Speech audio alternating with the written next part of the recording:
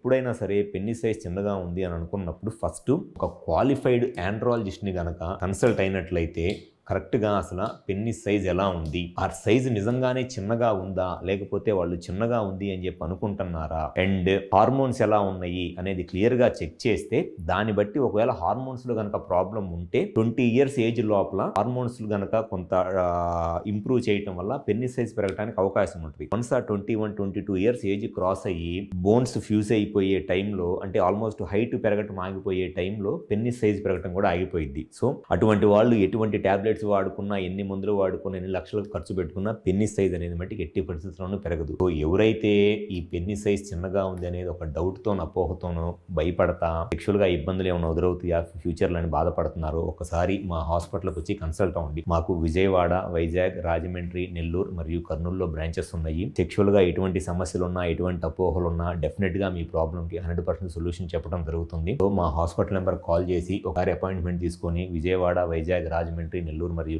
కర్నూలులో కన్సల్ట్ అవ్వండి. మీ sexual problems అన్నిటికీ గ్యారంటీగా సొల్యూషన్ చెప్పడం జరుగుతుంది. Thank you.